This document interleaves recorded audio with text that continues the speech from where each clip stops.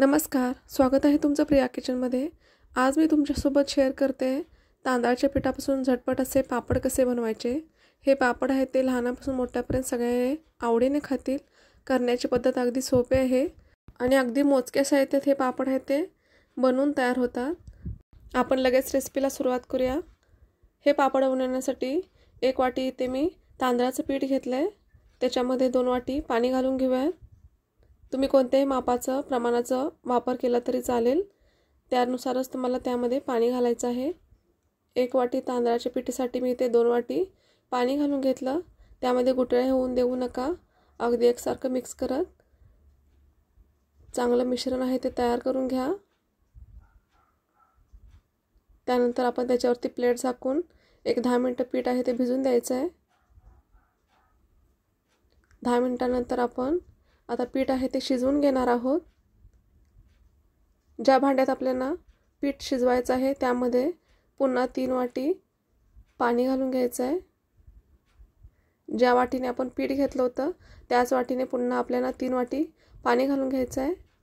इथे आपण पूर्ण 5 वाट्या पाण्याचा वापर केलेला आहे।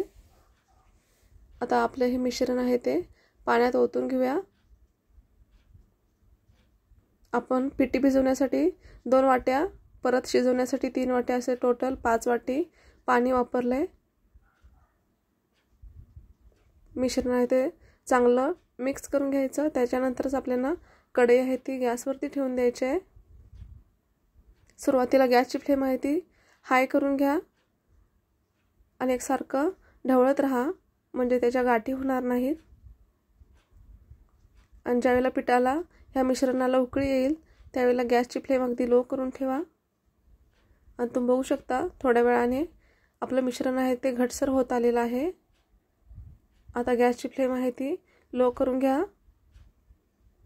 आता त्याच्यामध्ये चवीनुसार मीठ घालून घेतलं आणि चिमूटभर पापड खार घालून घ्यायचे आहे।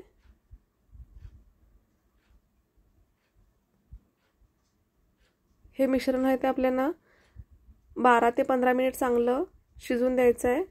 थोडंसं घटसर झालं पाहिजे, जेणेकरून आपल्याला पापड आहे ते बनवता आले पाहिजे। एकसारखं मिक्स करत राहा। एका प्लेटवर तुम्ही मिश्रण आहे ते चेक करू शकता कितपत घट्ट झालेलं आहे ते। त्यानंतर मी इथे पायपिंग बॅग घेतलेली आहे। तुम्ही कोणत्याही पॉलिथिनचा वापर केला तरी चालेल। त्याच्यामध्ये आपण मिश्रण घालून घेऊयात। माझं मिश्रण आहे ते इथे थोडंसं पातळ झालं आहे। तुम्ही आणखी थोडा वेळ पीठ आहे ते शिजून द्या, म्हणजे आपल्याला पापड बनवताना इझी जाईल। आणि अशा प्रकारे जो शेप, जी साईज हवी असेल त्यानुसार तुम्ही पापड आहे ते बनवून घ्या। माझं मिश्रण पातळ झाल्यामुळे इथं पटपट असं मिश्रण आहे ते पायपिंग बॅगमधून पडत आहे।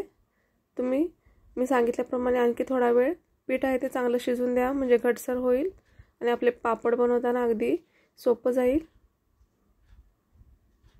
अशा प्रकारे मी सगळे पापड आहेत ते पायपिंग बॅगमधून घालून घेतले। अगदी झटपट तयार होतात हे पापड आणि उन्हातही लगेच सुकले जातात। आता हे पापड आहेत ते मी उन्हामध्ये 2 दिवस सुकवून घेतले। अगदी लहान मुलंही आवडीने खातील असे हे वाळवणीचा प्रकार आहे।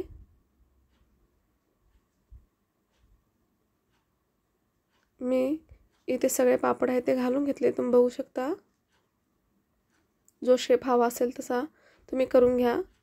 आता सुकलेले पापड आहेत ते मी तुम्हाला तळून दाखवते।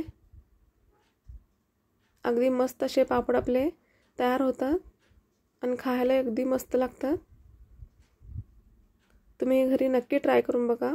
व्हिडिओ आवडला असेल तर चॅनलला लाईक, शेअर आणि सबस्क्राईब करा व बाजूला दिलेली बेल आयकॉन प्रेस करा, म्हणजे तुम्हाला माझ्या नवीन व्हिडिओचे अपडेट्स येत राहतील। Thank you.